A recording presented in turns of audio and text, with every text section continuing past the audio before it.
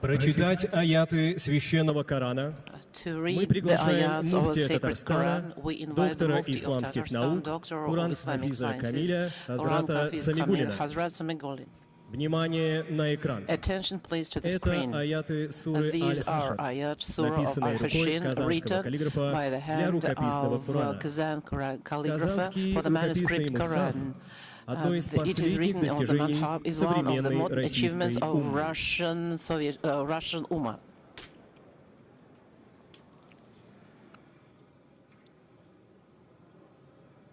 أعوذ بالله من الشيطان الرجيم بسم الله الرحمن الرحيم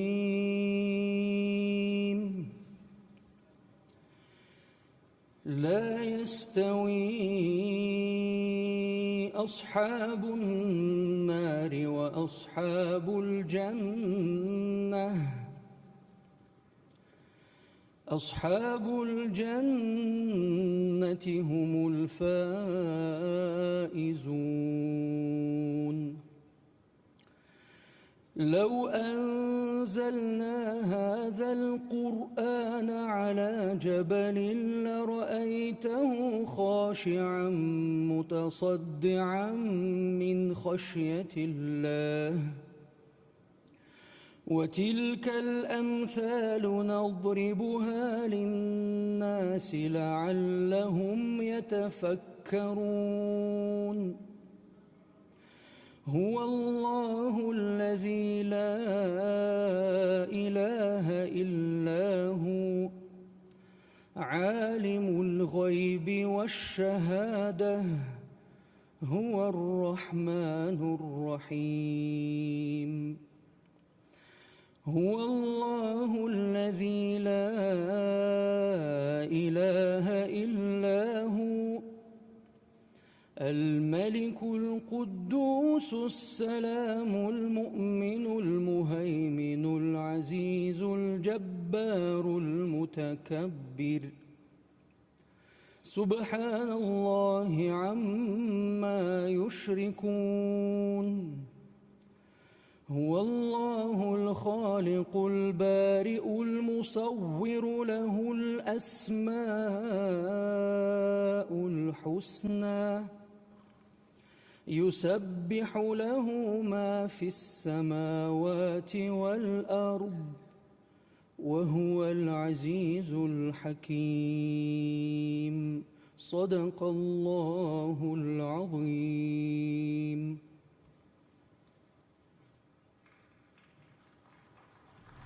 Each moment of the future is reinforced by the past. Each child is a variation of a sage. The world is made stronger through the bond between generations. Tatarstan balances traditions and innovations. It's a land where the digital present draws inspiration from the ancient wisdom. It's a place where Russia welcomes Islamic countries every year to advance technology together. Technology means transparency, quality, belief in every decision. Digital tools change the economy. They make the processes clear and the partnership candid. That is how we create the ecosystem of trust. For ourselves, for our children, for our future. Welcome to such future. Russia, Islamic world, KazanForum 2025.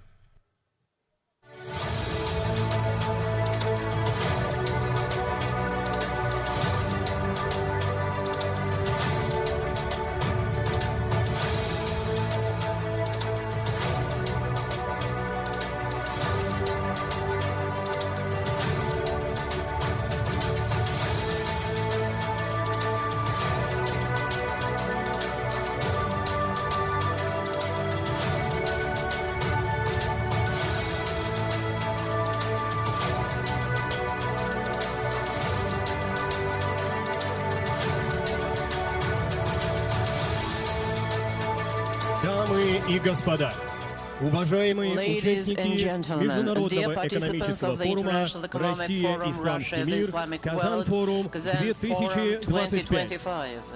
Приветствуем We спикеров welcome the пленарного speakers of the заседания. plenary session. Гурбангулы Мелигулыевич Бердымухамедов, национальный лидер National туркменского leader народа, of the Turkmen председатель people, the Халк chairman of Маслахаты the Halk Maslahati of Туркменистана, Turkmenistan. Anwar bin Ibrahim, Anwar bin Ibrahim, премьер-министр Prime Minister of Малайзии, Malaysia. Марат Шакирзянович Хуснуллин, заместитель председателя правительства Российской Федерации, председатель Организационного комитета по подготовке и проведению Международного экономического форума «Россия, Исламский мир», KazanForum. Шахин Абдулла Оглы Мустафаев, заместитель премьер-министра Азербайджана. Джамшед Абдулхакимович Хаджаев, заместитель премьер-министра Республики Узбекистан. Рустам Нургалиевич Миниханов, раис Республики Татарстан, председатель группы стратегического видения «Россия, Исламский мир». Модератор пленарного заседания Абделилла Белатик, генеральный секретарь Генерального совета исламских банков и финансовых учреждений СИБАФИ.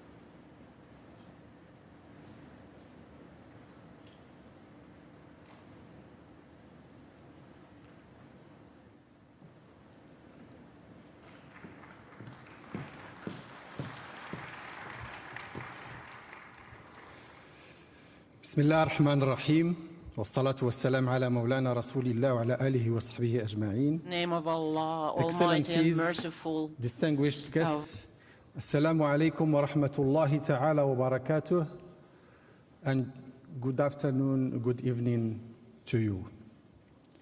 It is a great pleasure to be here again for the KazanForum. But before we start, let me congratulate the leadership of the Russian Federation and Tatarstan for this fantastic gathering. For the last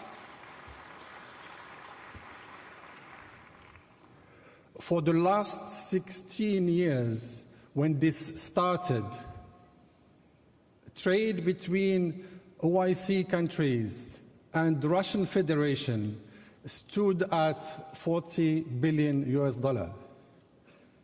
Last year, the trade between the two bodies were exceeding $140 billion.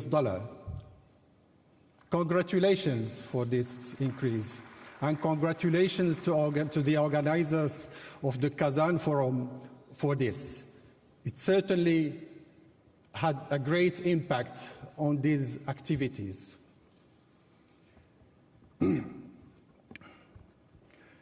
Today, we are pleased to welcome over 8,000 delegates to these events, with more than 22,500 other participants on side events in Kazan, attending this forum from over 100 countries. Welcome to you all.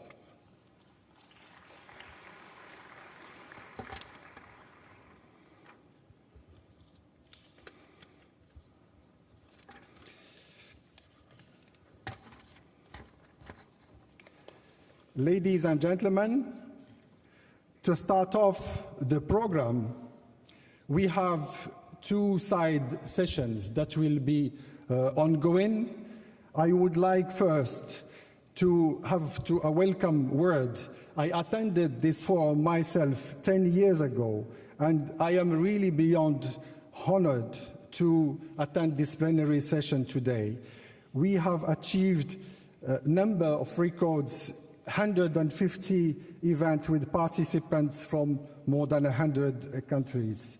Before we formally start, I would like to convey the thanks and greetings from His Excellency Sergei Lavrov, Minister of Foreign Affairs of the Russian Federation, and Hussein Ibrahim Taha, Secretary General of the Organization of Islamic Cooperations, and other leadership of the Tatarstan and the Russian Federations. Now let me invite Mr. Marat Hosnullin, Deputy Prime Minister of the Russian Federation and Chairman of the Organizing Committee for the Preparation and Holding for the International Economic Forum, to deliver his welcoming remarks. Mr. Marat Hosnullin, the floor is yours.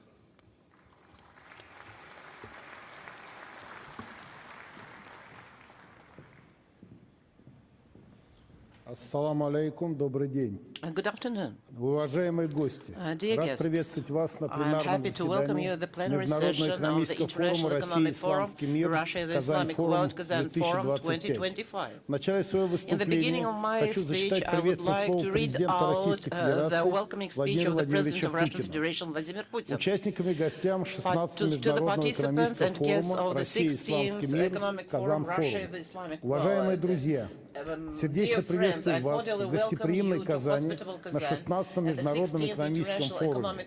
На протяжении столетий наша многонациональная страна была открыта для широкого взаимодействия с государствами исламского мира.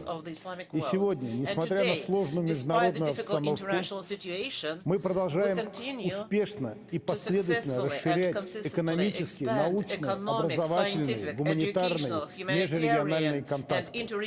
Отмечу, что Татарстан – один из тех субъектов Российской Федерации, которые наиболее активно выстраивают подобные плодотворные и конструктивные отношения. В ходе форума вам предстоит обсудить перспективы дальнейшего укрепления наших связей в самых разных областях, в том числе технологической. Совместной работе по развитию цифровой финансовой системы будет посвящено заседание группы стратегического видения «Россия-Исламский мир» с участием представителей Организации исламского сотрудничества. В этом году мы празднуем 80-летие победы в Великой Отечественной войне. Обращение к этой знаменательной дате найдет достойное место в деловой и культурной программе форума. Нам важно беречь память об уроках истории, о мужестве и солидарности предков в борьбе с нацизмом, расизмом, колониализмом. И в наши дни только вместе мы сможем обеспечить устойчивое гармоничное развитие всего мирового сообщества, эффективно противостоять таким современным угрозам безопасности, как терроризм, экстремизм, эскалация локальных конфликтов. Уверен, что работа форума будет, как всегда, продуктивной, послужит углублению диалога и партнерства между нашими странами и народами. Желаю вам успехов и всего самого доброго. Президент Российской Федерации Владимир Владимирович Путин. President of Russian Federation Vladimir Putin. Уважаемые друзья, мы видим, что форум укрепляет наше партнерство со странами Организации Исламского сотрудничества, в том числе в рамках двусторонних отношений. Хочу отметить растущий интерес к мероприятиям форума со стороны других государств и международных организаций. The proof of that is a great number of participants and a wide geographical coverage of the countries. Relations of Russia with the Islamic world are characterized by the stable development and growth of economic indexes. I would like to thank our partners from Muslim countries for active participation in the events of the forum and for readiness to share their experience openly. Special thanks to the Republic of Tatarstan and all organizers for the high level of its preparation. I am sure that even this year the forum will make it possible to state new spheres of interaction and will be very useful. Thank you so much.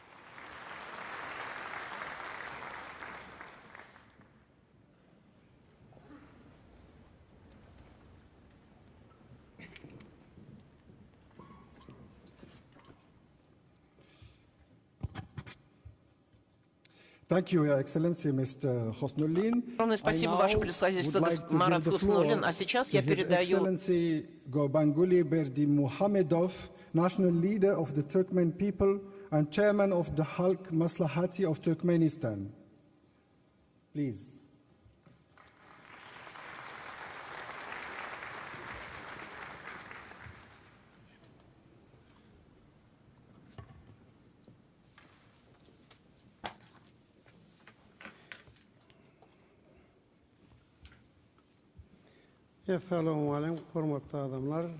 Distinguished participants,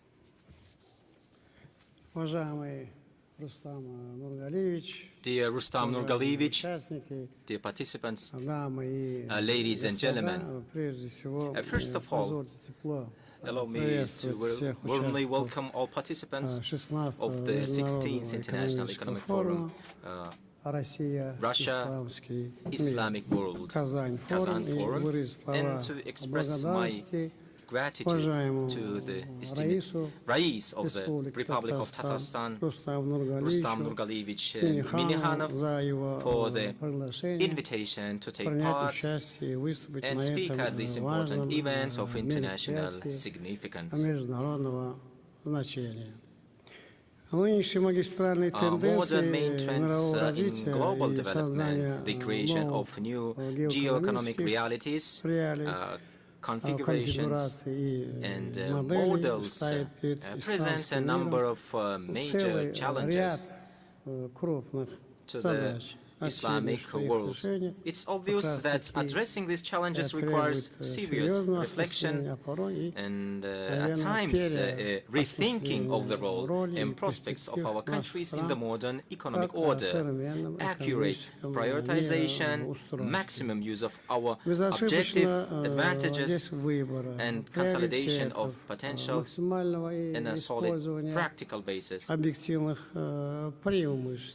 Объединение потенциалов на прочной практической основе. И убежден, что I'm convinced that today the Islamic world has every opportunity to act as one of the locomotives of global economic growth.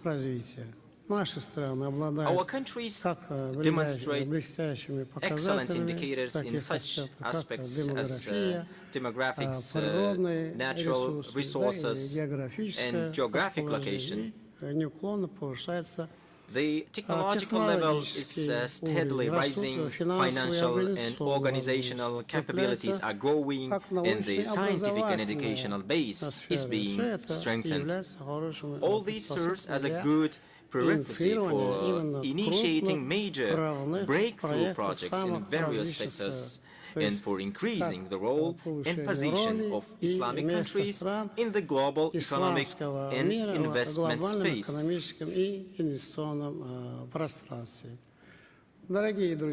Dear participants, dear attendees of the conference, Turkmenistan's approach to international economic cooperation is based on prioritizing the energy, transport, logistics, and technology sectors.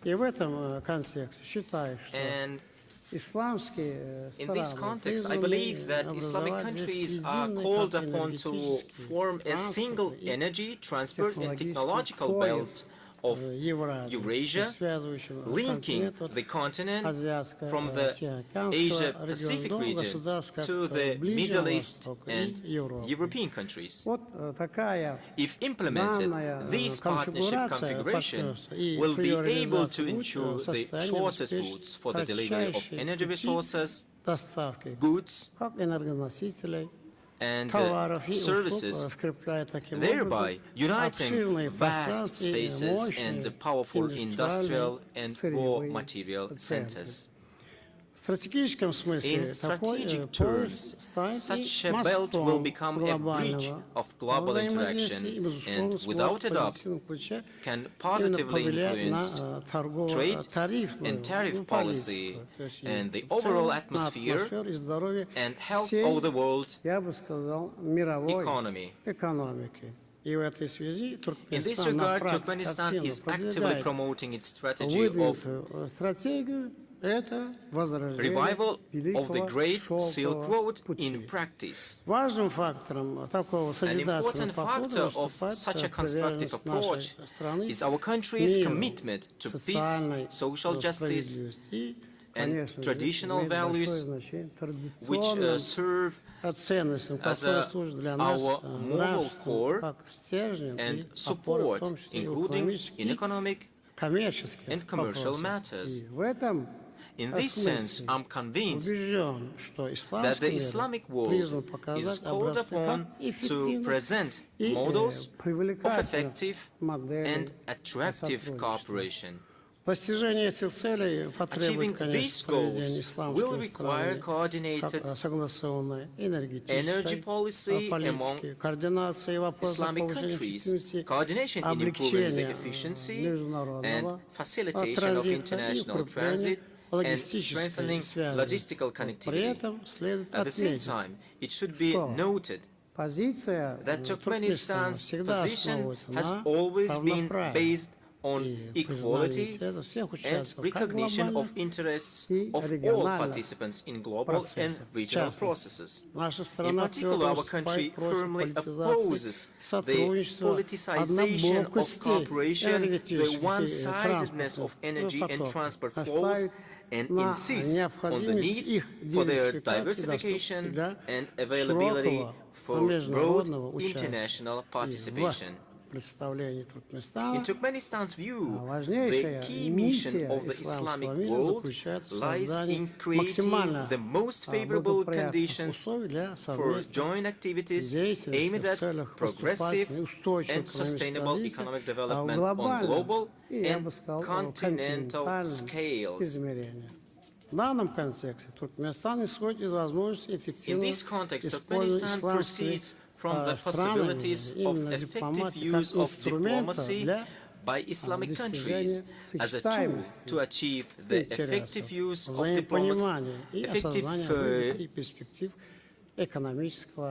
alignment of interests, mutual understanding, and realization of benefits and prospects of economic partnership. Turkmenistan implements these principles in practice, primarily through the implementation of large-scale and long-term energy transfer and infrastructure projects in Asia.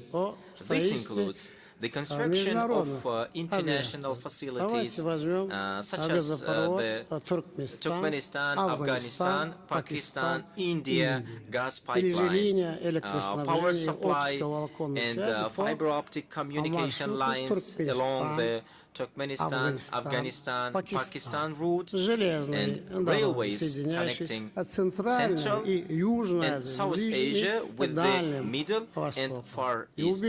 I'm convinced that the implementation of the above-mentioned projects will significantly increase the level of energy security, provide many countries with access to sources of energy resources and key transport routes, promote the growth and diversification of trade and commercial ties, create new jobs, and solve many social problems.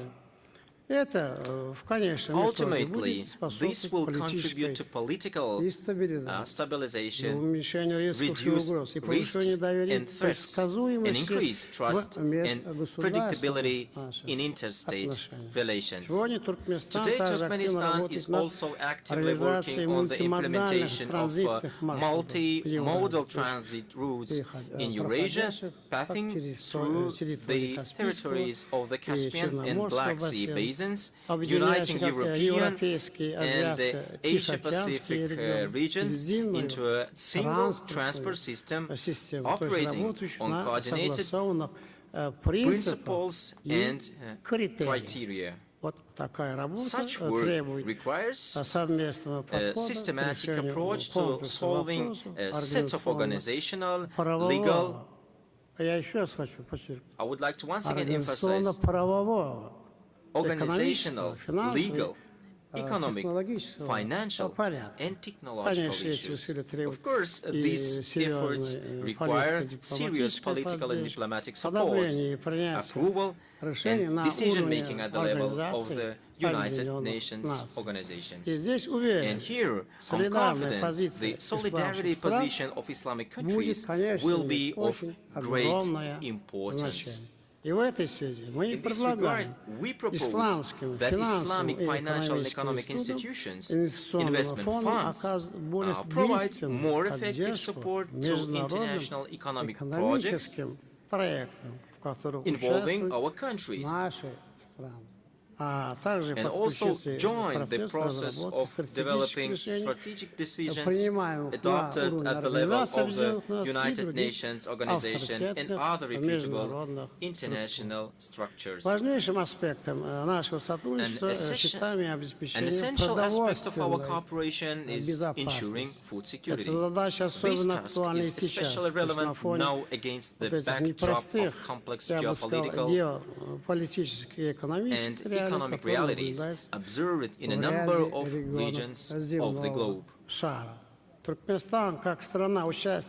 As a member country of the Islamic Organization for Food Security, Turkmenistan advocates a coordinated policy in the protection of the interests of those Islamic countries that for various reasons face shortages of food and other essential goods. Our country implements these principles in practice. In particular, demonstrating solidarity with the Afghan people, Turkmenistan has for many years sent regular humanitarian convoys to the brotherly neighboring country with food, baby nutrition, warm clothing, medicines, and personal hygiene items. We will continue this mission in the future. Another key area of cooperation is technology. In recent years, our countries have accumulated a solid body of achievements in high technologies, innovative developments in the field of artificial intelligence. This potential can and should be used in the common aspiration of the states of the Islamic world to reach the forefront of development for full and equal integration into global economic relations. We consider it expedient to establish systematic and regular channels of technological cooperation among our states, exchange experience, train specialized personnel, and launch joint multilateral innovative programs and projects of applied and fundamental research.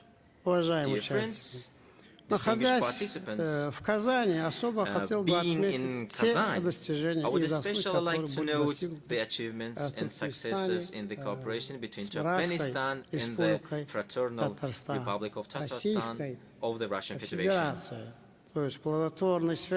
Fruitful ties with our colleagues in Tatarstan are a vivid example of effective interaction in the context of the development of trade, economic, and cultural humanitarian partnership between our country and Russia and its regions. In this sense, Tatarstan occupies a special place due to its powerful technological, resource, and industrial potential, as well as historical ties with Turkmenistan. We are engaged in joint activities with Tatarstan in the energy sector, industry, transport, trade, and other areas. I would especially like to note the support of these processes from the leadership and government of the Russian Federation. I express my gratitude for this approach, and I'm confident that it meets the long-term fundamental interests of the peoples of Turkmenistan and Russia and fully corresponds to the spirit and logic of strategic partnership between the two countries. And of course, I consider it important to emphasize the constructive and creative role of the Republic of Tatarstan and personal esteemed Rais Rustam Nurgaliyevich Minnikhanov in strengthening friendship, mutual understanding, trust, and cooperation between Islamic countries and Russia. This important mission is doing a lot for strengthening the ties between Islamic countries and Russia, and this important mission has deservedly earned the Republic of Tatarstan and its leadership a well-respected reputation not only among Islamic states but throughout the world. As part of the Islamic world, Turkmenistan is deeply committed to relations of brotherhood, solidarity, and respect with all its peoples, and is ready to develop and strengthen these ties, contributing to peace, progress, and prosperity of our countries. I thank you for your attention.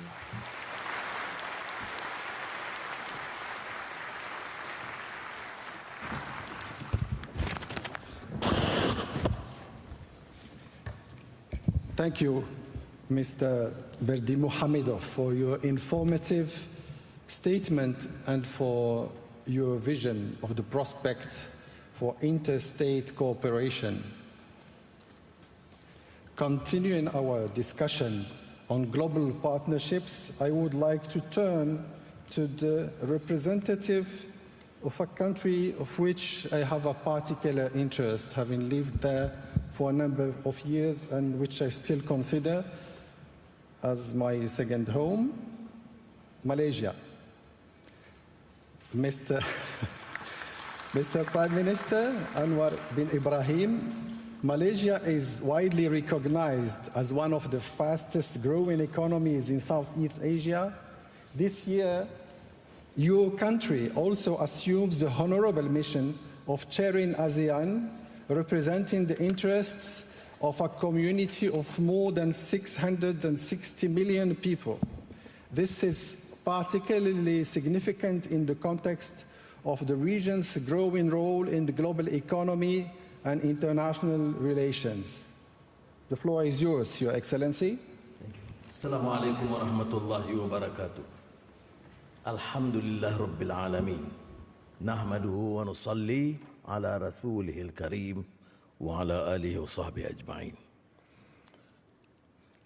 Deputy Prime Minister Marat Krishnulin of the Russian Federation, respected leader of the Turkmen people, Gurbanguly Berdi Muhamedov, my dear brother Rais Rustam Minnikhanov, Excellencies, ladies and gentlemen. We are in the land of the Tatars. And who else can describe the strength, the brilliance, the energy, to quote Leo Tolstoy in Haji Murad, first page.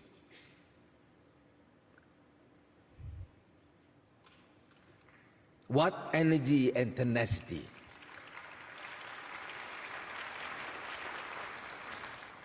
He compared the people and the resilience, the diligence, the toughness to a thistle plant.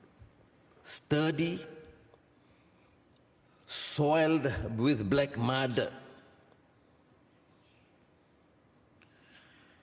and yet cartwheel passed over the plant, yet the Tatars stood firm and did not surrender to man. I salute Rais and the people. That's why you see this spirit in Tatarstan with the Russian Federation changing the course of their history, leading the voice for the Muslim world, collaborating for a new venture to strengthen our economic fundamentals, to embark on a new journey, food security, digital, petrochemicals, or all fields of activity. I admire the tenacity and the dynamism as reflected by you, Rais, and the people of Tatarstan. May we learn from one another and build up from this strength.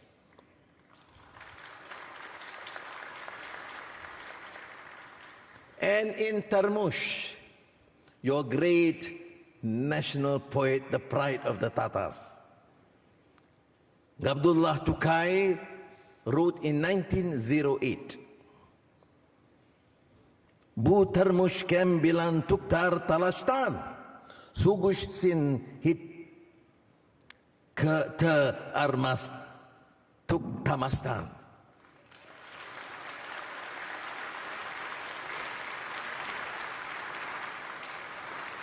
So of course, I am excited to be here.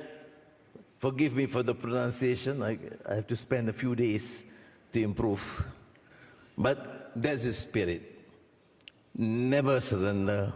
Having that courage. Facing the new challenges.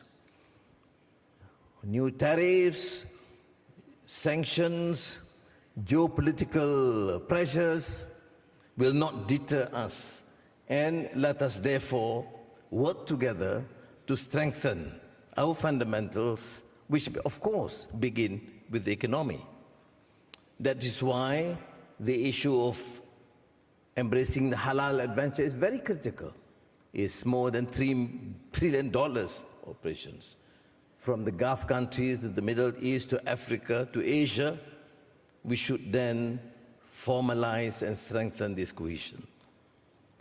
Then the Islamic finance, not a matter of adopting just what you call as riba free, but to enter into new innovations so that it offers an alternative and economically viable for the Muslim world and also the participation of non-Muslims in our societies and in non-Muslim countries. But beyond that, as we know, there are new challenges. Energy transition. Malaysia is fortunate because we have amongst our neighbors within ASEAN excellent relations based on trust and working together. And as you know, ASEAN happens to be one of the most peaceful regions in the world, one of the most dynamic, vibrant, and dynamic economically.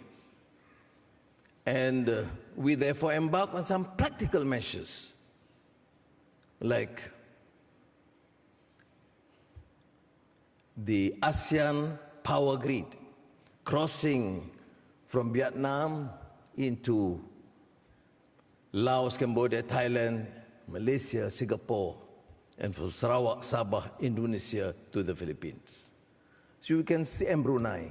And you can see, therefore, the spirit working together among Muslim countries, among neighbors, would help immensely to uplift the living standards of our people. The other dictate is, of course, digital transformation. The leader of Turkmen people mentioned about artificial intelligence. The faster we embrace it, the more secure we will be. Yes, there is a difference. I'm not talking about economic fundamentals, energy transition, and digital transformation in the absence of imbibing values, character. Because after all, how do we honor, love, and follow the deeds of Muhammad sallallahu alaihi wasallam? Because of values and character. وَإِنَّكَ لَعَلَى خُلُقٍ عَظِيمٍ. So the issue before us, for the young and for us, is to make sure that there is a difference. Family values is important. Trust, justice, honor, human dignity is important. That is why we reject the absence of a moral code, the hypocrisy of leaving thousands and thousands of people, women and children, killed daily in Gaza. Why? Because we believe in human dignity, irrespective whether they are Muslims or non-Muslims.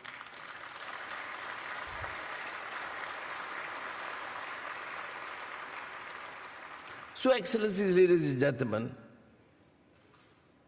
although we do emphasize on the issue of collaboration among Muslim countries, which we have talked for decades, but rather slow in executing the plan. But thank you again, the Republic of Tatarstan, for taking the initiative.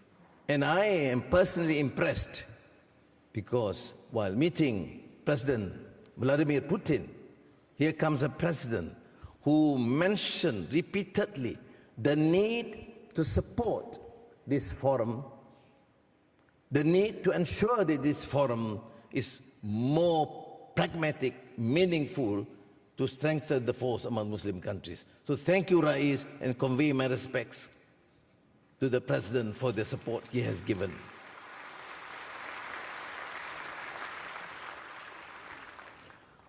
Of course, there are pronounced ulama, intellectuals, political leaders here.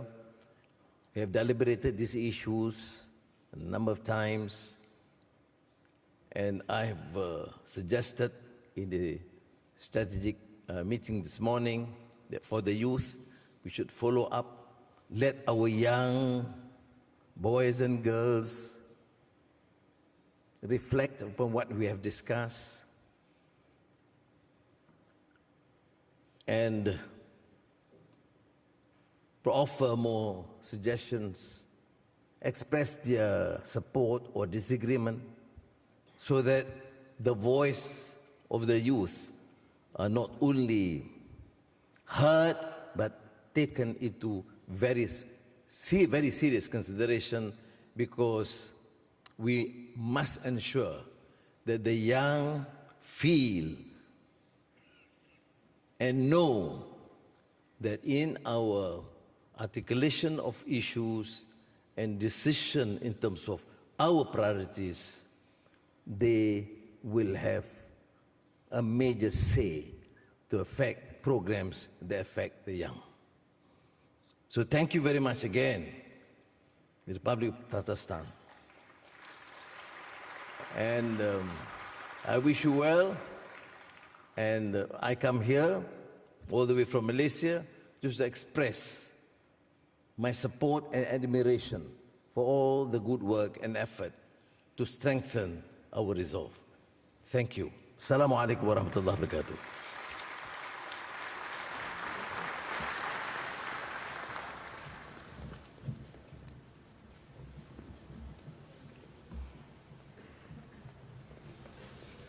Thank you, Your Excellency, for the insightful presentation and the thought-provoking speech on digital development, Islamic values, digital development in Malaysia and ASEAN, moving from the global context to the regional experience of digital transformation, and stressing and enhancing on the values that are driving this transformation. Let me now turn to our hospitable host of the region, the visionary leader that has started this process with Tatarstan to become a real laboratory of digital innovation in Russia, to the chairman of the Group of Strategic Vision Russia-Islamic World, the Rais of the Republic of Tatarstan, His Excellency Rustam Minikhanov, please.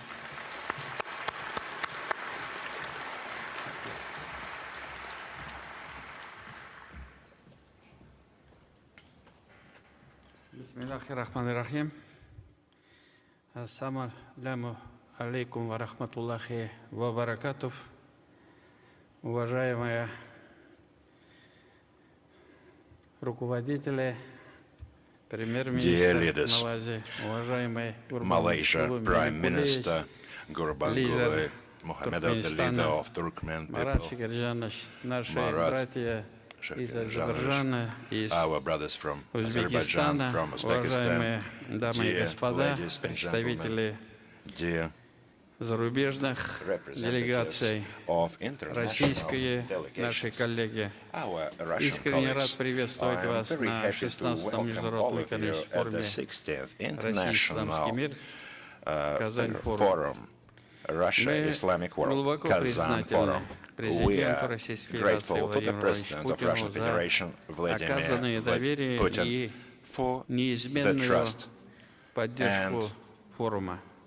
his unwavering support of the Марат forum. Шикерджанович, You, а также всем Marat, федеральным органам Husnulim, за and помощь all в the federal организации bodies, I'd also мероприятия, like to express my appreciation in нашим organizing почетным this гостям, event, всем as участникам also форума, to all of our партнерам honorable за важный guests, вклад participants в of the его forum, to работу. our partners for their important contribution into Отрадно, its work. что It is great KazanForum to see that собирает Kazan Forum today друзей со всего is мира, bringing создает people хорошие условия для новых from all контрактов, over the открывает world, двери для creating конкретных conditions, проектов сотрудничества. opening doors for Деловая new программа contracts нынешнего and форума specific cooperation насыщенная и projects. The разнообразна. business program of the Проводится forum более is 140 rich and diverse. конференций по Over самым актуальным 140 темам. conferences are held on the most relevant Сегодня subjects. существенно ускоряется темп Today, the развития pace of development of сотрудничества cooperation нашей between страны, Russia and Российской Muslim countries Федерации и is мусульманских significantly стран. accelerating. Реализуют совместные проекты с Joint партнерами projects из are being Средней implemented Азии, with Ближнего partners from Востока, Central Asia, Азии, the Middle East, Африки. Asia, and Africa. Свидетельство A приверженности testament наших to the зарубежных коллег commitment of our принципам overseas colleagues, многополярности — это the principles of расширение БРИКС. multipolarity is the Саммит этого expansion объединения of в Казани BRICS. в прошлом The году summit of this собрал association in 36 Kazan last year brought together стран и 36 6 countries and 6 организаций. Из international них 16 organizations. это Of this, 16 исламские государства. are Islamic states. Хорошим примером планомерной работы России с мусульманскими Of Russia's государствами systemic work with Muslim вот states уже много for лет many является years наша республика is Татарстан. our republic, И, Tatarstan. конечно же, огромная And certainly, поддержка. Казань в Great support. 2022 году Kazan была признана 2022 молодежной was столицей recognized as the youth исламского capital мира. of the Islamic А вот world. следующий год, он очень And важен. the following year Казань станет is especially important.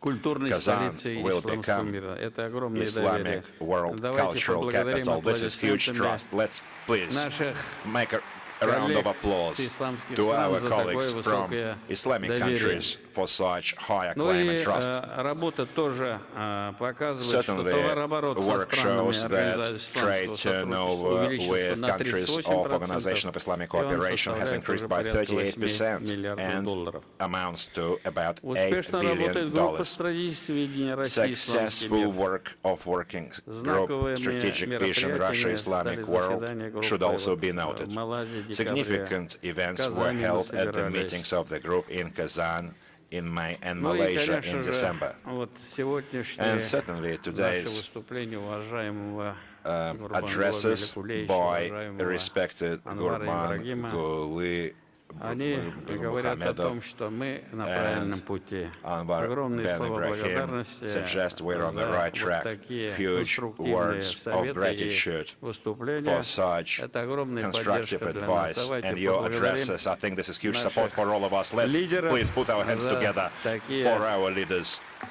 добрые слова for в such адрес kind words нашего форума. towards this forum. Уважаемые коллеги, благодаря colleagues, развитию информационных Thanks to технологий и development of цифровых digital платформ, information сегодня technologies and digital Республика platforms, Татарстан today активно Tatarstan is интегрируется в actively глобальные цепочки integrating поставок, into global supply свою chains, привлекательность для increasing инвесторов и its партнеров. attractiveness Вот for наличие investors and порядка partners, 3,5 presence of тысяч about IT-компаний, 3,500 IT companies and tens of thousands of IT experts allows us to develop and implement advanced technological solutions in many areas of public life. Today, digital technologies are making a real revolution in the financial sector, including the Islamic banking sector. Tatarstan is proud to be able to contribute to this global transformation.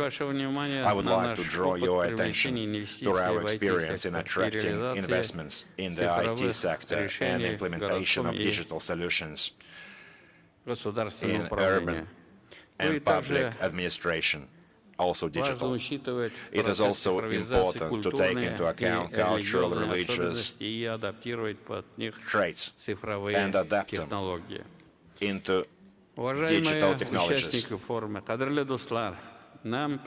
Dear forum participants, distinguished guests, we have a lot more work to do to solve the intended goals. In completion, I would like to thank you all for your attention to our country, the Russian Federation, to our republic, and also for your active participation in KazanForum. On our behalf, we will endeavor to do everything so that our work is useful and also interesting. I'd like to wish all of you health, welfare, and also implementation of all the goals set, and bright impressions from your visit to our republic. Many thanks.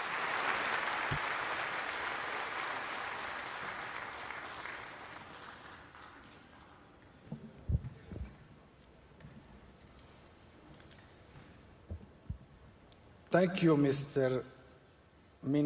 Спасибо, господин Миниханов, за яркий пример того, каким образом регион может стать драйвером изменений, а также гостеприимство, такой как Республика Татарстан, который еще раз показал between Russia and the Islamic world. Thank you again on behalf of everybody here. And with this, we thank all the speakers that joined us for this opening, and we will start our second part of the session with a short video that will go on, and I would like, yes, please. The three speakers that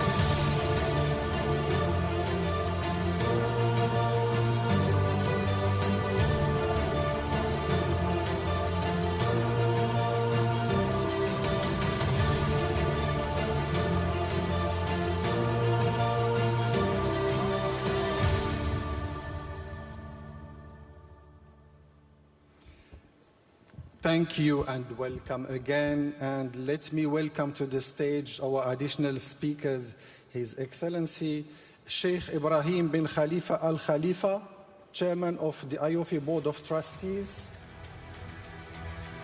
Ms. Farida Abdullah Kambar Al Awadi, Chairperson and President of the Emirates Businesswomen Council, and Mr. Sultan Ahmed bin Sulayem.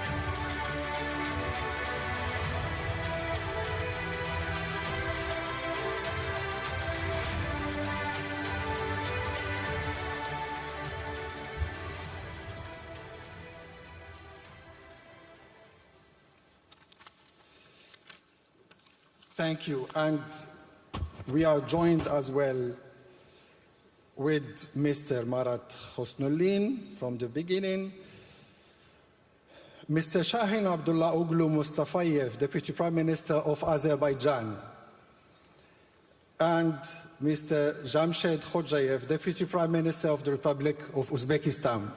Thank you for joining us. Your Excellencies, please welcome, please.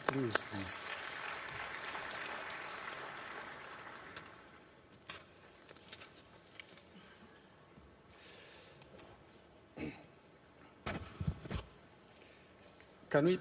Okay. Thank you. To start off our session, trade is very important. A relationship with Russia and the OIC organizations is very important,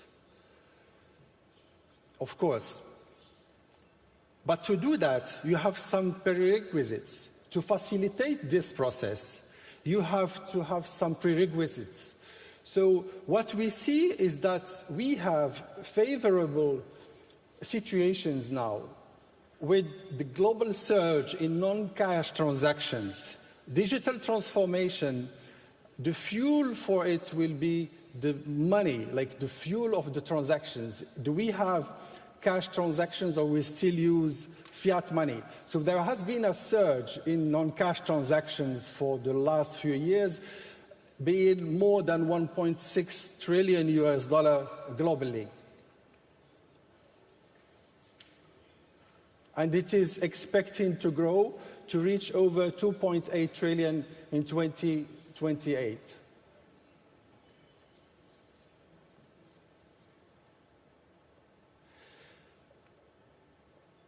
With this, the global trade as well have been expanding, and as we said just before on the opening session, trade between Russia and the OIC countries has surged from 40 billion by the start of this forum to over 140 billion in the last year.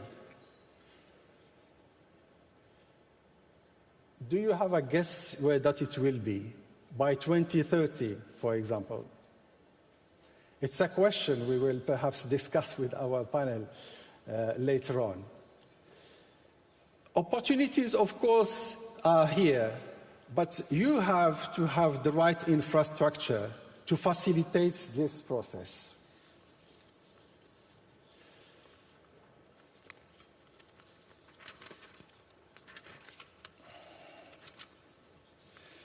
And we have then we need to make sure our processes are in place to have the right infrastructure for this. So we'll start our panel discussion right now. Just give me 1 second.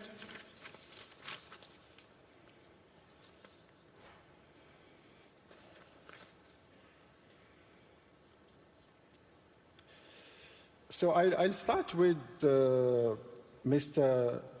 Jamshed Khodjayev.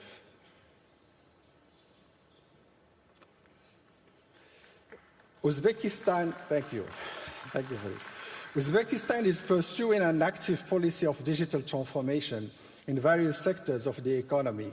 Please tell us about the key achievements of the Republic in the field of digitalization and which joint projects in the field of digital technologies become the basis for expanding mutually beneficial cooperation with Russia and OIC countries.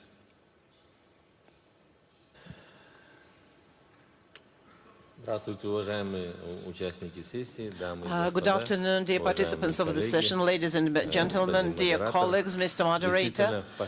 In fact, lately, Republic of Uzbekistan continuously implements large-scale reforms in digitalization, covering all key branches of the economy. These measures are aimed at increasing competitiveness of our country and establishment of a reliable platform for international technological cooperation. Today, we have certain results. For example, we have started a single national platform, e-government, which covers more than 300 state services. We established the National Center of AI Development, which is successfully developing and works on applied projects in healthcare, education, and industry. We have implemented the project of Digital Valley in Tashkent, the technical park, which has a attracted more than 200 residents, including international IT companies. In the agribusiness, we have implemented the smart agriculture elements and the system of management of water resources using the satellite data and IT technologies. We have implemented digital financial technologies. In 2024, the share of non-cash transactions was 80% of all transactions in retail sales. Lately, in the last 7 years, in the development of IT park, the number of residential companies increased by 18 times, having exceeded 2,600 enterprises, which employ more than 40,000 qualified specialists. The amount of IT services export increased several times in the last 5 years, and by the results of last year, made nearly $1 billion. I think that it is in these spheres that there are broad opportunities for implementation of joint projects with the Russian Federation and the OIC countries. In particular, we invite to joint work in the development of digital infrastructure, in establishment of joint IT hubs, in implementation of projects in AI, cybersecurity, and the development of platform of the Digital Silk Way aimed at the integration of e-trade platforms between our countries. Our governments gives special attention to the development of the IT industry. In our IT park, we create favorable conditions, support startups, as well as give preferences for the IT enterprises. Uzbekistan is open for deepening the technological partnership, for implementation of joint research work, as well as exchange of experience in shaping the single digital environment. Thank you very much for your attention. Thank you, Mr. Khojayev. Let me now move to Mr. Marat Hosnulin, Deputy Prime Minister of the Russian Federation. Last year, we discussed in detail the importance of logistics corridors and the development of infrastructure for expanding interaction with the countries of the Organization of Islamic Cooperation. As part of this new national project, Infrastructure for Life, what digital solutions will be used to implement these national projects? And how, perhaps you can share with us, do you assess the work of the forum in general?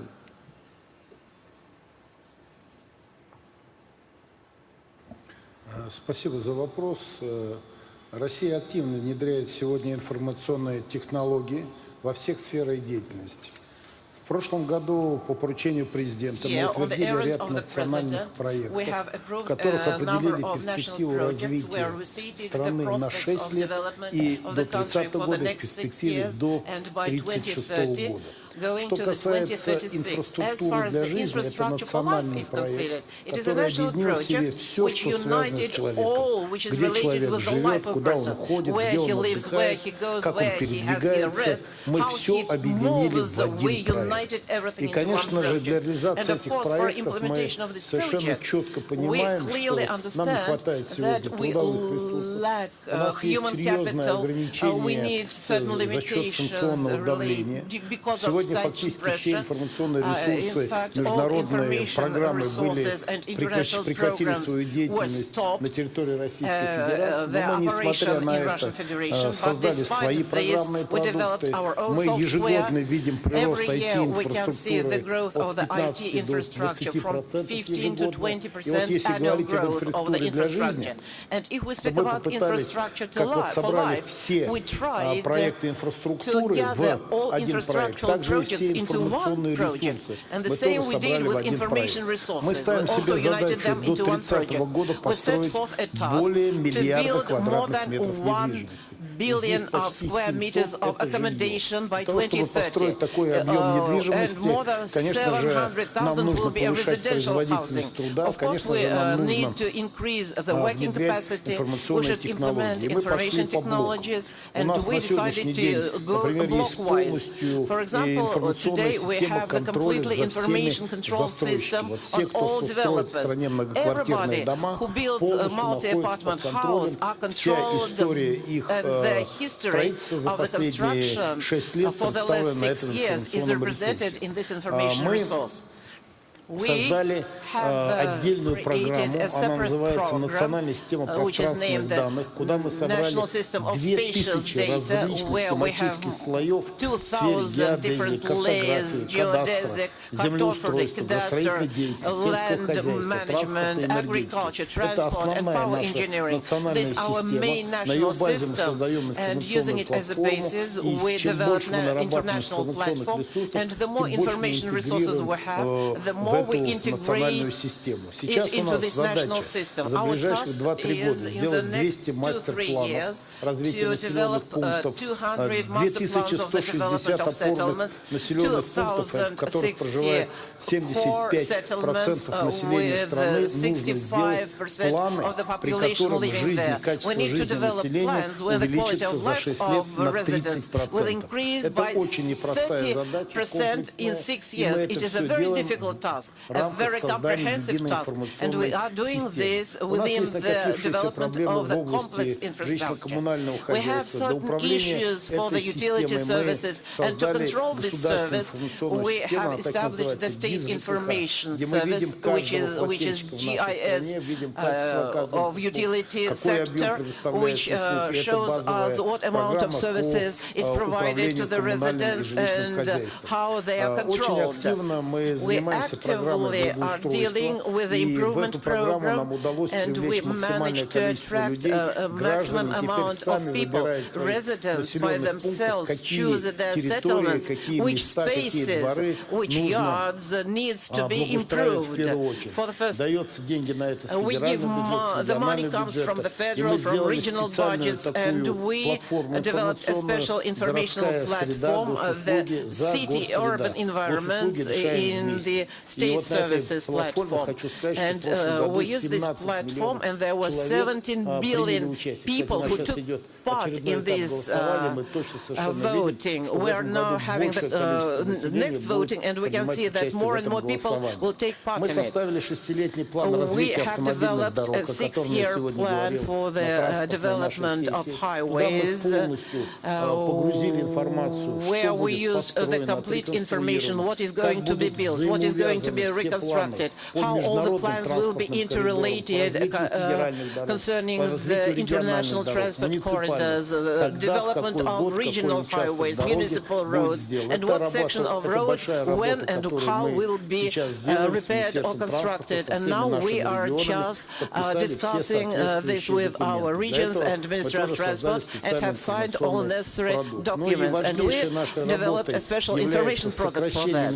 And our next work is decrease of construction cycle and investment cycle, and we set forth a task that any facility, except for the complex one and unique ones, took no more than 1,000 days. And to manage to do this in 1,000 days, starting from an idea, because we have to have the city building, the land ownership, and so on, the engineering network, and we are doing this work on the basis of the information resource, and various regions took active work in this platform.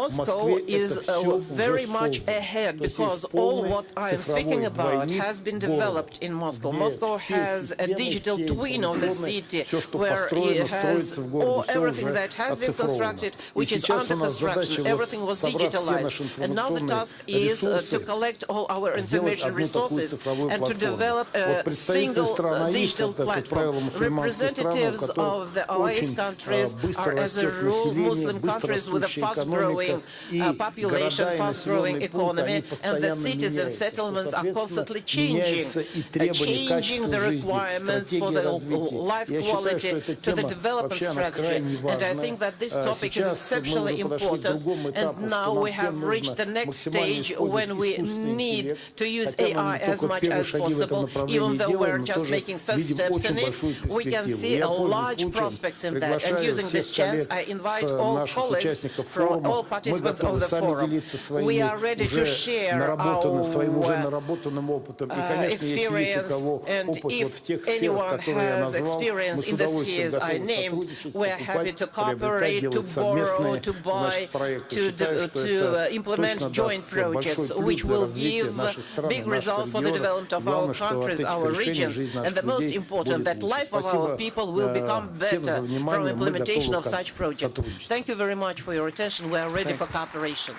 Thank you, Mr. Hosnelin.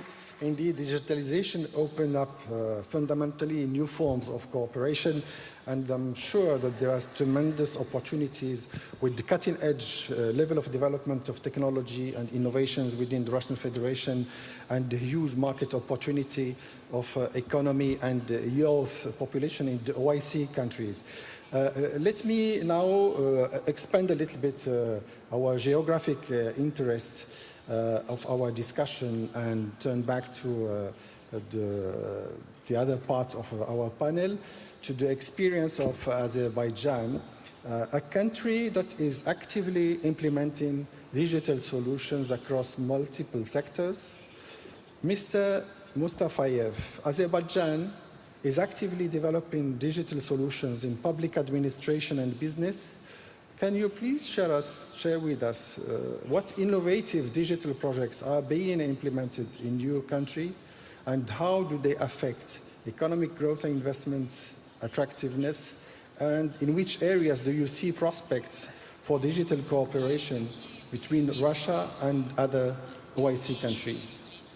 Please.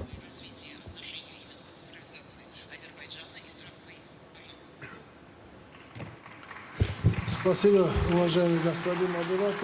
you so much, dear moderator, and good evening, dear forum participants. Well, first of all, I would like to thank the government of the Russian Federation and the government of the Republic of Tatarstan for the great organization of the forum and the hospitable reception offered to all of us.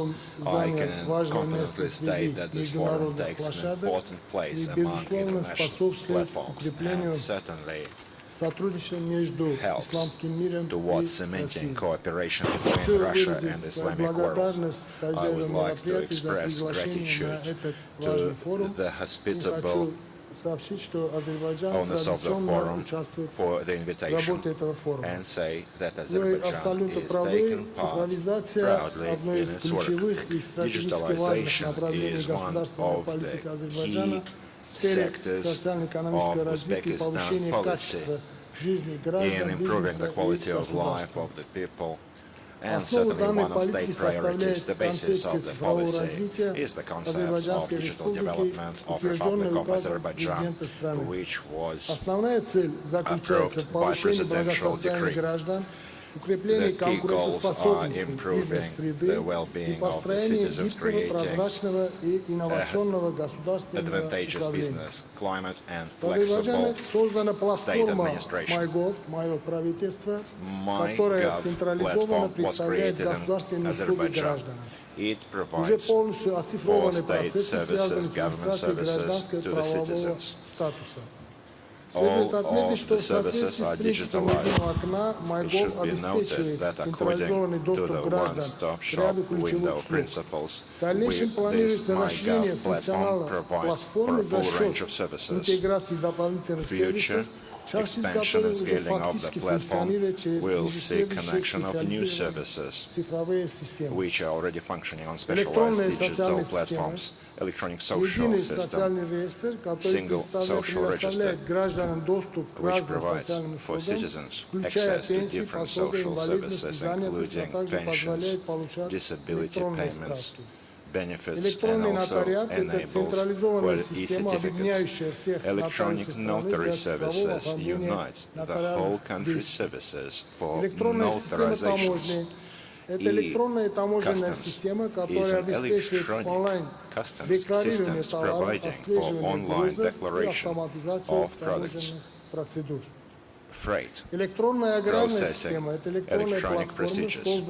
Also, electronic platform was created to support farmers in the agricultural sector, providing information on agricultural subsidies and providing ability to file for government support measures in the agricultural sector. MyGov also provides for various electronic police services. All the contracts are fully digitalized with e-signatures. The procedure for creating registration of companies is also being digitalized. I should also note a very important factor of development. Azerbaijan has an approved strategy on AI for year 25 to 28, covering the application of AI in various sectors. E-signature, which is provided in digital logging framework, is a mobile app which is based on AI technologies, cloud computing, and biometric face recognition. Citizens and companies can instantly confirm identity and sign documents electronically. 40% of Azerbaijan's population are using this service already. Full digitalization of document turnover between government services is integrated. Over 2,300 government services are integrated into a single document turnover. Also, Russian online marketplace Ozone is actively working in Azerbaijan, which is improving our bilateral trade relations. Now, in terms of digitalization, we should also know some implemented projects on digital logistical platforms within the framework of International Transport Corridor North-South. All of this aids creation of more transparent and dynamic business environment internationally and domestically. In state administration, digitalization provides for transparency, efficiency, and effective usage of financial administrative resources. Anti-corruption. The sustainable policy of digitalization implemented in Azerbaijan aids sustainable development, economically inclusive well-being of the population, and also effective state administration. Digital transformation, we are convinced, is not just a technological process, but a powerful tool to improve international cooperation. Thank you. Thank you, Your Excellency, for the detailed analysis of digital transformation in Azerbaijan.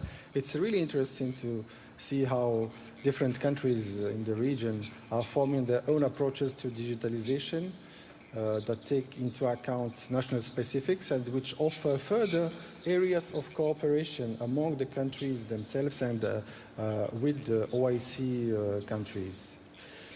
I would like now to move to see the views from the private sector, and in particular, women.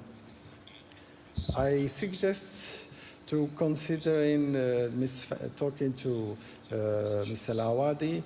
The UAE Women's Business Council has made significant strides in expanding economic opportunities for women under your leadership.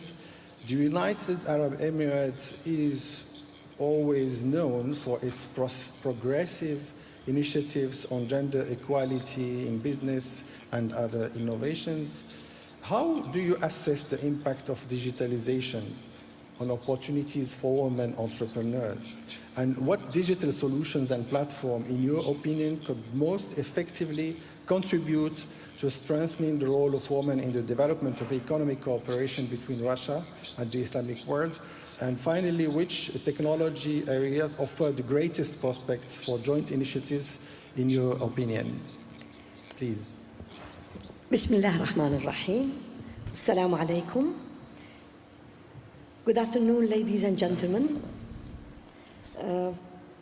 It's an honor to speak to you today about a topic that truly reflects the spirit of progress in our nation. The intersection of digitalization and women entrepreneurship in United Arab Emirates. We are living in an era defined by rapid technology change across the world.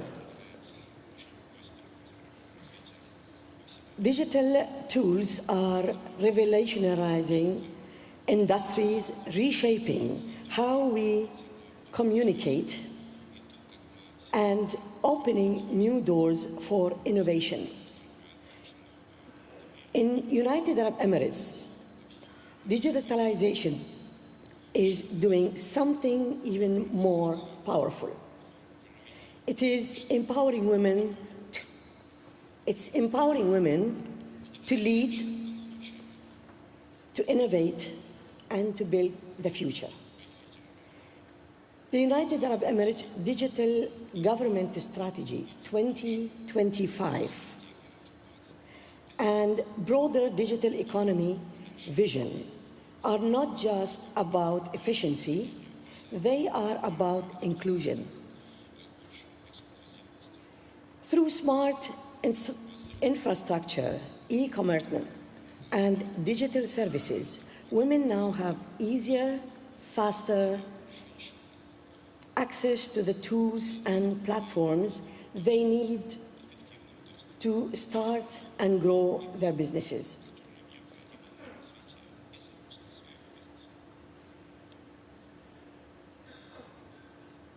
From e-commerce to fintech, from digital marketing to AI-driven startups, Emirati and resident women are entering high-growth, technology-enabled sectors like never before.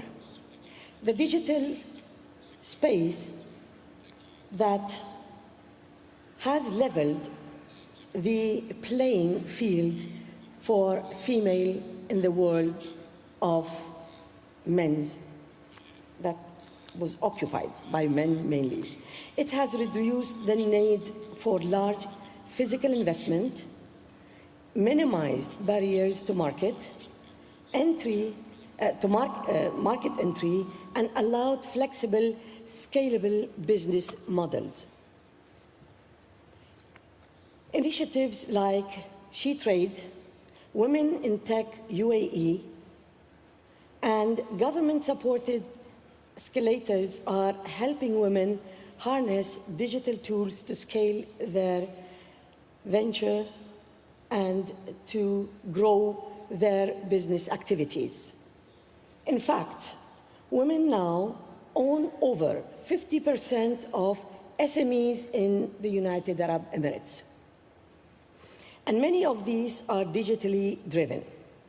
This isn't just impressive, it's transformational. It's also not just about infrastructure, it's about building talent and confidence. The United Arab Emirates is actively investing in digital literacy, coding programs like 1 million Arab coders, and AI training designed specifically for women in the field. These initiatives are ensuring that women are not just consumers of technology, they are creators, inventors, and leaders in this digital era. Digitalization also enables women to connect with global market, with mentors, with funding, and with each other. Social medias,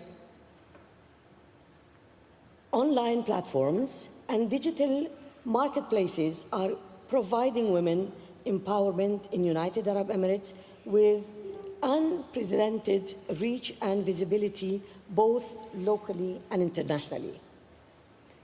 In short, digitalization no longer is a choice. It is a catalyst.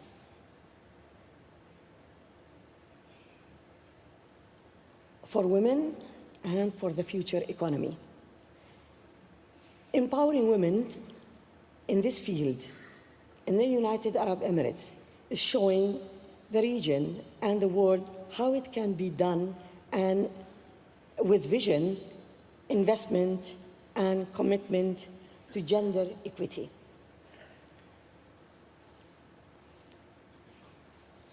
Let us continue to support our women, entrepreneurs, and women in everywhere by providing with access to technology, training, and capital, because when women thrive in the digital economy, everyone will benefit.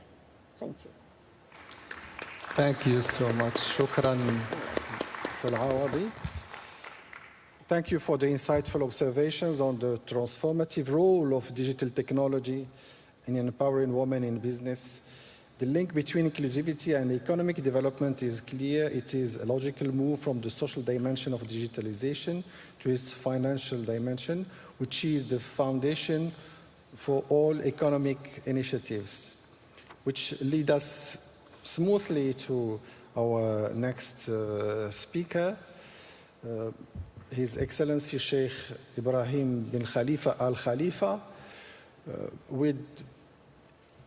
has been the architect among the architects of the financial sector in the Kingdom of Bahrain in his different roles in the Central Bank of Bahrain and as Minister of the Economy, and now as the IOFI, Accounting and Auditing Organization for Islamic Financial Institution, Chairman of the Board of Trustees. Your Excellency, Islamic finance has shown impressive growth over the past decade. At the same time, IOFI standards play a significant role in addressing the main challenges in regulating digital Islamic financial instruments. What key opportunities do you envision for deeper cooperation between Russia and OIC member countries in advancing Islamic finance with Russia, and how can IOFI contribute strategically to these developments? Looking forward to your insights. I shall try. Bismillah ar-Rahman ar-Rahim. Thank you very much for introducing me. Yeah, I'm just in particular would like to extend my sincere thanks and appreciation for the Russian Federation, for Mr. Maat, for President Rostam, for all this beautiful organization. We are really honored to be here, and inshallah we look forward to continue this drive. Digitalization of the financial center is going into taking a J-curve. This type of business need to be, attached on daily basis, because the development and the changes in it cannot be followed. You cannot do enough on it. In any case, the growth of digitalization only in Islamic banking is going at a rate of at least on compounded annual rate of 17%, saying the least of that. It has reached now close to $4 trillion, the total of it, but it's expected to reach $6.7, $6.8 trillion in the next 3 years. Digitalization of it, we have quite a large number here with me who came here, and they are working on it, and we have extended that in meeting with the Russian banks, and the opportunity is enormous for us. It is enormous, without any. Cooperation with the Tatarstan or with the Federation, the Russian Federation, or the Eurasian area, all, it needs a real look now by the time. Here, the real economy in this country or in this region is huge. And we would like to walk away from this real estate investment and something like it. We want to return on what we are doing through manufacturing, through agriculture, food security, transportation, communication, and finally trade and so on. So we are going on full speed, and we are looking how to do that. Most of the countries like Azerbaijan, like Turkmenistan, like the others, are member of the Islamic Development Bank, And therefore, all investments, and it has to be made very clear, all investments by anybody, not us, in these countries are guaranteed 100%. Guaranteed in terms of credit, guaranteed in terms of liquidity, and guaranteed of lending to them the rating of our agencies. So investment in that direction goes full, and that is another hand to be extended for Islamic banking and so on. This is one. The second thing is that looking at the growth and the demand, and we are today have looked at two main opportunities. One of them, hopefully, that we can finish before the end of June, and they are working on it. I think by today or tomorrow will be done. The second one will be done this afternoon. But in any case, we are looking that if IOFI standards, which has been now the Central Bank of Russia, is a member of IOFI, and if that is now within this pilot project, which is carried by the government of Russia or the Russian Federation, it's going forward, it is delivering, and they would need some time, which we understand and we should encourage. We want this to go with full knowledge by the authority in Moscow first and in the other republics. And we are getting all the cooperation from them. But that, by standardizing all of that, we get integrity, Sharia integrity, consumer protection, and product transparency, which is very essential for moving forward the business. And not only in Russia, but also that expand this spectrum to be followed in 47 countries all over, mainly in Africa and Eurasian area. And taking to this, if we help the integrated Russian financial market to the OEC country, and then this will help us to bring the ecosystem. The other thing, of course, is a big issue, which is building the human capital right here. And we have signed two main agreements. One with a university, which we are very proud to have worked with it in the past. It is the University of Chechnya, and we signed with them yesterday something for a major project. Hopefully they can do. And the other is the Federal University of Kazan, or Olga region, I think they call it Olga region. And they are also taking care of building the human capital into this. With that, I would like just to thank you very much. And if you need any further information, I can do it. Thank you. Thank you. Thank you, Your Excellency, for the comprehensive analysis of the prospects of Islamic finance and role of digital technology in this process. I think, okay, we have seen the digital transformation. We have seen what governments can do on that, and the administrations, and the private sector, the finance, what it can do. But we can't do this without a sound and a smooth global logistics, right? Global logistics is undergoing rapid digital transformation. So we would like to welcome our next speaker, Mr. Sultan Ahmed bin Sulayem, Group Chairman, Chief Executive Officer of DP World. Mr. bin Sulayem, how does DP World use digital technologies to optimize global supply chain? And what impacts do these innovations have on the development of international trade? And what you see as like digital logistics projects could be implemented in partnership between OIC states and the Russian Federation? Thank you very much. I am very honored to attend this forum and this distinguished panel. Digitalization is very important for our business in logistics, our business in the port and customs. And if you look at a consignment that could take 10 hours by air to reach an airport in one country, it takes 48 hours to clear it. That's because of lack of information. So we have implemented in 2005 a port community system in Dubai, which means basically if someone wants to clear a cargo, they go to the platform, and from there automatically he is directed to the customs and to the port, and everything gets cleared digitally. During the pandemic, we faced a big problem whereby we cannot communicate with people. The digitalization helps. In the Dominican Republic, we introduced the port community. It reduced the time by 27% and reduced the cost by almost 30%. When you talk about our business, where we say from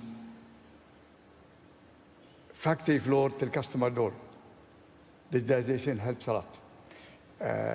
Help the customs and others, and allow people to clear the cargo before the consignment arrives. We have a good example. We introduced our system in UK. Today, in the port in UK, we use our own system. Heathrow Airport uses our system also. We introduce also some platforms ourselves. One of them is called cargos.com, where people can use it to book a consignment or trace a consignment to know when it will arrive. We have also Digital Freight Alliance, is a platform where people in the freight forwarding, they can bid for cargo and give the best price. We use also digital and AI in predictive analysis, whereby we can predict the cargo arrival, we can predict what we need to do. It's very crucial. The problem today is that we are not speaking the same language in the transportation. When we look at the supply chain, it is the most inefficient industry, never been disrupted. Costs are high. And so by using blockchain, we can identify the real cost, and we can interfere and have value in improving it. Business will move better if we can speak the same language. That means everybody in this south or north-south trade should use digital system to allow. And I know I've been to Azerbaijan, and I was very impressed with the system they have, where the government can interfere when they see something delayed immediately. And I've seen it in many countries where they adapted. It saves time and gives us a quick decision to make. Thank you. Thank you so much for the insights. I think we don't have much time, but before concluding, I would like to give the opportunity to each of our speakers, maybe a 20-second closing statement, for which I would like to think and respond to one question. What would be the #1 wish that you would have to reach for this trade between OIC countries and Russian Federation, the 1 trillion mark? Maybe we start with Mr. Shaheen Abdullah Mustafayev, Deputy Prime Minister of Azerbaijan, from that side. In 20 seconds, share with us your #1. Спасибо большое. Вот для того, чтобы достичь результатов, я Thank говорил you о so much. концепции, To которая achieve внедрена в results, Азербайджане, I надо spoke of добиться полного Azerbaijani выполнения этой concept, концепции. И and I think второе, we can achieve я уже that говорил в growth. своем вступлении, Secondly, as I если mentioned Российская in my Федерация presentation with the Russian Federation, проводит цифровизацию we are международного digitalizing транспортного коридора international Об этом transport говорил corridor уважаемый north-south. Султан Ахмед Dear бин Сулейм. Sultan Ahmed bin Sulaim spoke about that. It's a priority direction. I think we should continue along that vector. Thank you. Thank you. Thank you. Very good. Thank you. Let's move now to Uzbekistan and Mr. Khojayev, Deputy Prime Minister of the Republic of Uzbekistan. What is your #1 advice to reach that 1 trillion in exchange? Как вы сами все знаете, что увеличение товарооборота зависит от многих факторов, и сегодня участники, спикеры как раз об этом все говорили. И по развитию логистики, и по развитию цифровых расчетов. regarding development of digital platforms and other services, other cooperation projects, which will basically stimulate trade. So if we consider all of this vectors of development, if we continue developing and digitalizing, I think all of the goals of rising trade turnover will be achieved. Thank you. Thank you. Thank you, Mr. Hadjayev. Thank you so much. Ms. Al-Awadi, maybe you tell us in a few words, what's your wish?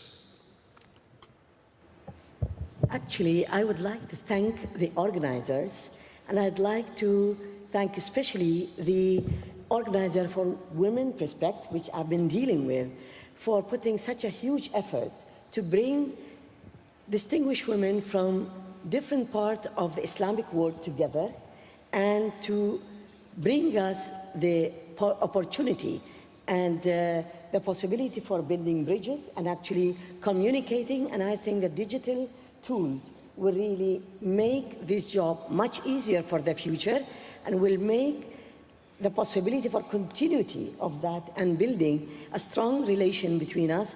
And believe me, when women are becoming active in business or economic work, we always say in the Islamic world, we are not competing with men. We are putting our hands together to build our countries in a stronger way, in a better way, and definitely we love to take our families and create a strong family with a strong future.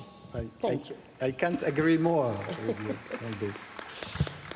Let's now hear from Sheikh Ibrahim Khalifa on number one wish to reach an exponential growth of this relationship, Russia, OIC country. Okay, I'm not trying to throw it on you, but each economy has sectors, okay? But in the middle, there is something called the financial wheel. If this works properly and directly, this trade will boom. One big example, if you want, I'll take it from our brother from the United Arab Emirates, is Emirates Airline. In the old days, if we want to travel here and here and here, it takes time. Now, if you fly to Dubai and go wherever you want, directly. If we do that with goods and services, we'll reach that very quickly. Thank you so much. I think, Now, Mr. Sultan. I mentioned that we need to speak the same language in the transportation, and especially what faces us today are delays. We move cargo already from Dubai through Iran and to this region, as well as from Pakistan through Iran again. And what you face are delays, and I wish there would be a system where you can pre-clear the cargo. In other words, when the cargo reaches a custom destination in any country, they should have the information already online, and they don't delay them. The problem is they have no information until they come. And this is very important. Pre-clearance of cargo will resolve a lot of issues. If you need certain approval from a certain entity, if it is pre-clear, they will know and they'll get it when the cargo comes. Thank you so much. And you have heard the statements from the different speakers. Then closing now to Mr. Hosnuddin, representing the Russian Federation.